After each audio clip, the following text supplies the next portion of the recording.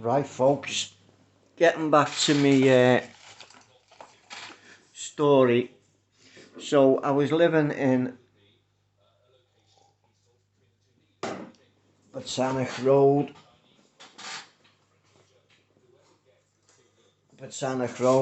and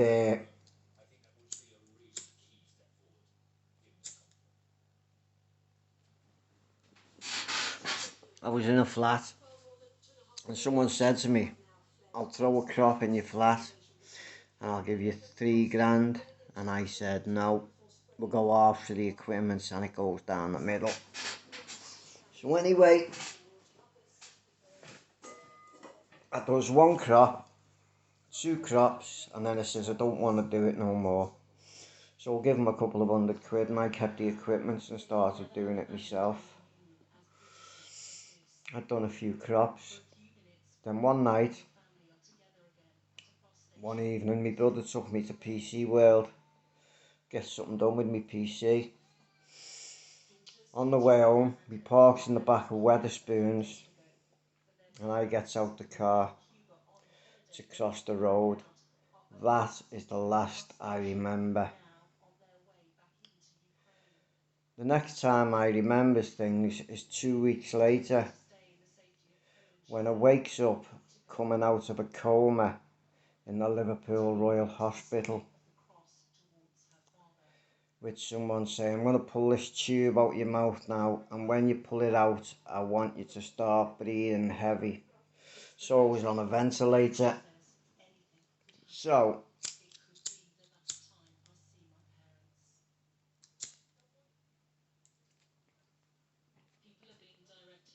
anyone who's been on a ventilator will know, before they pull the tube out, they start tapping your knees and all your reflexes to see everything's okay. I had a sandbag under my neck. I had a catheter on. And I finds out I'd been hit by a bus crossing the road. I was hit by a bus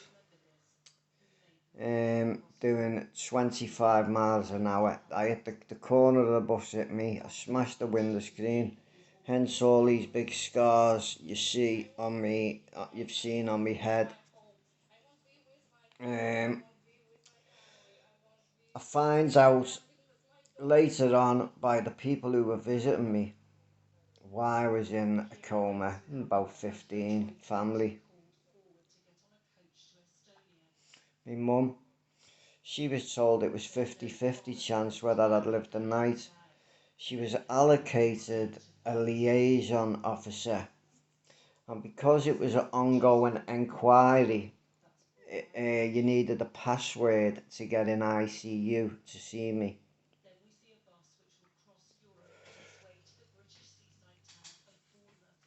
I went up on the ward, and I was under a consultant surgeon by the name of Mr. Damascus.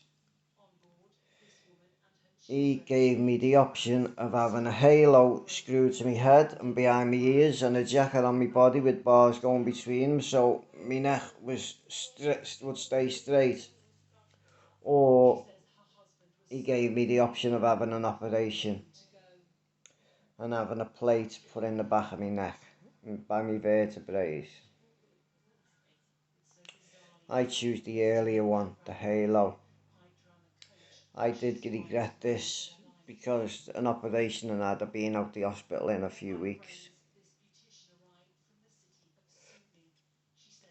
But while I was in the operation, hospital, I was also diagnosed with COPD, which is down to glue sniffing and butane gas, which I mentioned on an earlier hashtag. I think it was about the second or third one. I was on the orthopaedic ward. Basically people with scaffolding, halos around the leg, halos on the head. Not many on the ward. I'd say there was a female bay open, 6 beds in, and 2 male bays with 4 beds in each, and a couple of single beds, single rooms, you know. Whilst being in the hospital, I also caught the norovirus, which is very, very nasty. It's a hospital bug. This accident changed my life forever. I am now 9.6% disabled in the neck. Can't look over my shoulder. If I'm in the street, I have to turn round physically to see who's behind me. Or if I'm with someone, I say have a look over your shoulder and see who that is.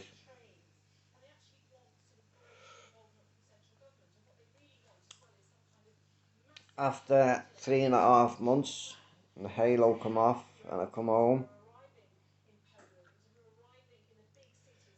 I did need 2 walking sticks for several months.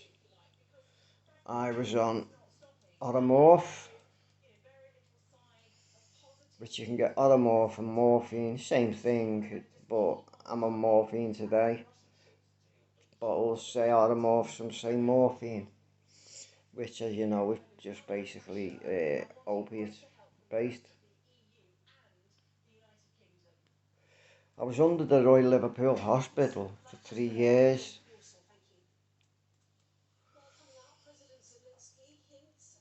and during this time it wasn't nice. I didn't hardly leave the house due to the pain in my neck. Struggling, I had to move out my flat and in my mum's. But wasn't I lucky? I was about to throw a crop up the day before I got run over. Well, I'm glad I didn't. So I had to put in for a transfer to a bungalow or somewhere where there's a lift because of the stairs.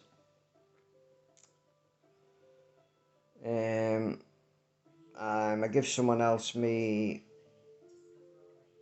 code to bid for me on Property Pool, and I got this place. But in 2014, I was admitted to the Royal Hospital with cardiac failure, which I was in for a few weeks and released home, and I was put on a drug called warfarin. I used to have to go for what's known as me INR. I don't know what it stands for, but they prick your finger and take a little to see how thick your blood is. Just basically to see if they need to up or lower the dose of medication, to see your blood's at the right thickness they want it to be. They don't want it to be too thick and they don't want it to be too thin. But then I come home and I eventually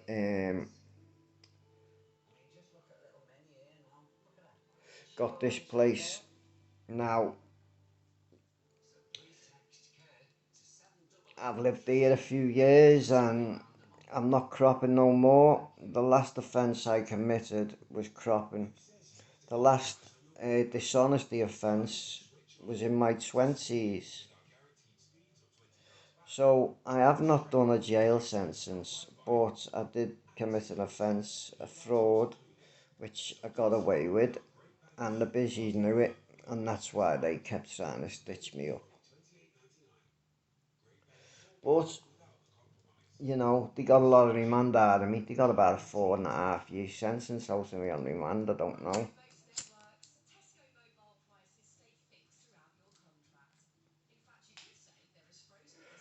But I got this place Then my mum moved to be near me in 2017. My mum got lung cancer.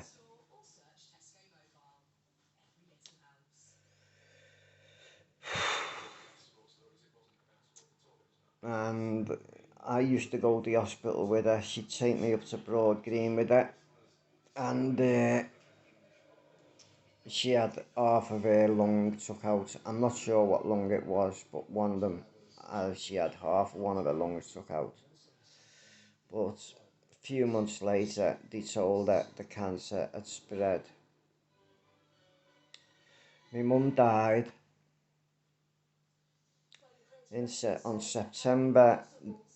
October the 9th, 2018.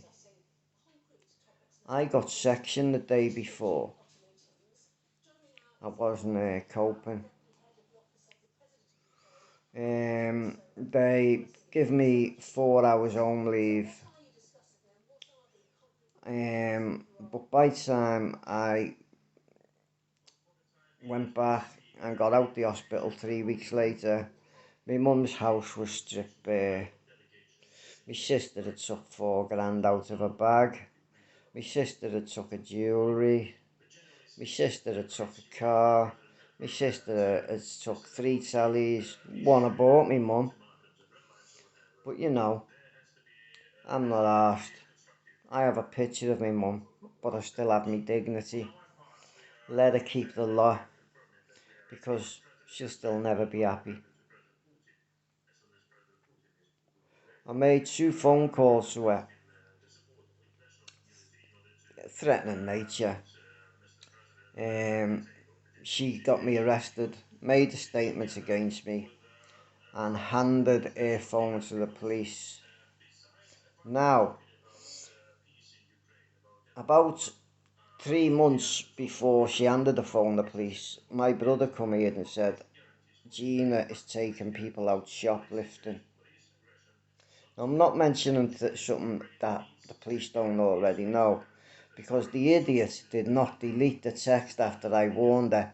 The text said, you know, you are just as much to blame if you get caught for taking them out. It's called joint enterprise.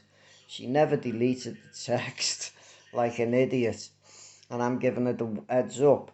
And she gave her phone to the police, and they seen the text, even the magistrate seen it. I went to court for malicious prosecution. I pleaded not guilty. But my mate, who took me to court, was very good, and he was supportive. Said, your sister probably won't turn up. She told someone she wasn't turned up. But when I got there, I pleaded not guilty. She turned up with Leah Henders. So Leah Henders and Gina Mosley, now Gina Lewis, had made a statement against me. The prosecution stood up and said, the witnesses are now here. I'm willing to give evidence. I changed my plea to guilty. They put it off for social inquiry reports. Well, when I went back for social inquiry reports, I said to the magistrates, just give me jail sentence. They wanted to give me tag and 2 years probation. Well, what do I need probation for? I'm not a prolific offender. I'm not committing crime. I hadn't been in trouble for years. So I said, I'm not going to do the probation. I asked him to send me to jail. He said, I'm not wasting taxpayers' money on sending you to jail. So when EMS come, the tagging team, I told them to fuck off. And I never got a probation appointment. I never went. And when I went back to court, I told the magistrate, look, send me to jail. I'm not going to do the probation. He said, okay, I'll give you 6 weeks tag. Will you do that? I said, yeah, as long as I can go to the bin shed downstairs. They said, okay. So they got me when they put the thing on walking down to the bin shed. So I was still allowed to go in people's flats who are now in the building. So, you know, whether I'm taking 5 minutes or half an hour to go to the bin shed, doesn't matter. I'm still not setting my tag alarm off. I'm still within where it allows me to go. But my sister got me nicked.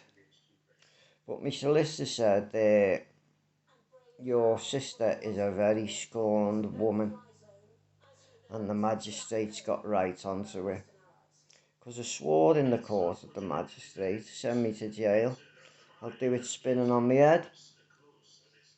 So he knew by the probation report, I'm in my house, don't go out much because of my illnesses. And in the end, he just gave me 6 weeks tag. I done that, and from this day on, I will never speak to my sister as long as I live. If she can grass on a brother, she can grass on anyone. Yeah, I've lived with her a couple of times during my life. I lived with Kelly Martin, and I felt we were getting used as babysitters because my sister was one of them, you know. She liked to stripe, she liked to party. My brother, Ronnie, he had me grandchildren. They basically grew up with him. He had them about 4 nights a week. They rinsed them for money. But I wasn't. I was daft. I wasn't throwing money to her left, right and centre. Don't get me wrong, I've got nothing against me nephew Josh. Nice lad, working, and I wish Josh all the best. And the